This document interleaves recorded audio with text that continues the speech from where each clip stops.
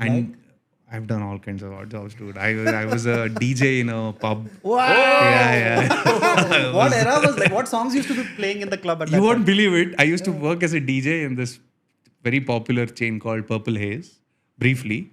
And then the same establishment used to own a Studio, right? Purple Haze Studios. No, there used to be like a drinking place, which is very like old Bangalore pubs were very famous, right? Okay. Purple Haze, then you have Picos. All of these places they used to play hard rock. That was the thing. So Purple Haze was like this really cool, where all the people, cool hip crowd comes. So I have to play these music videos. So and sort of gauge the mood of the scene. Okay. And by 11 o'clock, you start playing the classics and, we will rock you. And then everybody goes berserk and. So I used to be the guy who used to change the songs. Like the pubs will have these giant screens and the music will be blaring and people will come, will write a request and they'll be drunk and like, dude, can you play this song? I want to like, this is for my girl. I'm thinking of her and blah, blah, blah. And, I'm like, okay, man, I got your back. And, so I've done that. So the request I still remember. One guy came up to me and he's like, he was quite drunk and he's like, Garana Mogudu. Like, dude, I don't have Garana Mogudu. Dude, this is a rock. I only have rock songs. He was like, no, I want Garana Mogudu. Garana Mogudu, Haku. I was like, Illa Guru, Elitharli. I can't bring it. I don't have it. So then one of the bouncers came and took him away. Yeah. But that is a job that I did. I worked as a subtitling editor where I did subtitles. I worked in journalism for Deccan Herald for some time. Like that, I've done like crazy odd jobs. I've worked in IT for like 3-4 days. I worked, and then one of my managers came to me during lunch break, and he was like, "This is the contract. You have to sign the contract." I was like, "What is the contract?" So that you have to work with us for 2 years, and you have to pay us some money. Basically, I'm chaining myself to him, basically, and saying I will not work for your competitor. So I was like, "Oh, okay." I will think about it. And that job I got with great difficulty. So during lunch break, I went off to I went to Picos, the place that I was telling you about. I went there.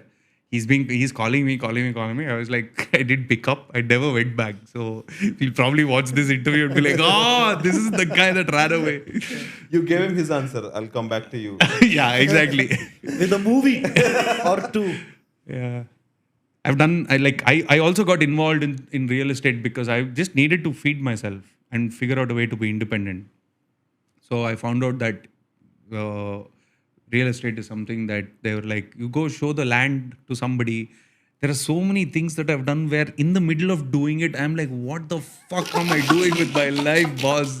Why is my life? And all my friends are like, one fellow is in US, somebody else is somewhere, and one guy is getting promoted, one guy is buying a car, and I am like, boss, what is happening with my life? It feels like I'm in free fall.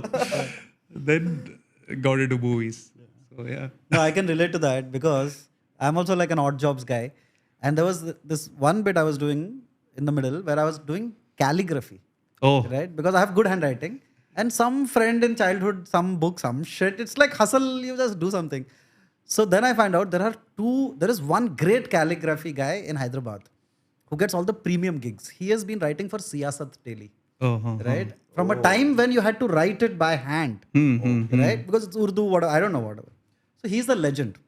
He would charge 50,000 to write 500 invitations or some, I don't remember the price. Sorry, I shouldn't be saying all this. Whatever, he would charge a high price. I'm like, oh shit, there's only 1% of the market. Let me enter. Yeah, it's like a Chinese company entering and flooding the market.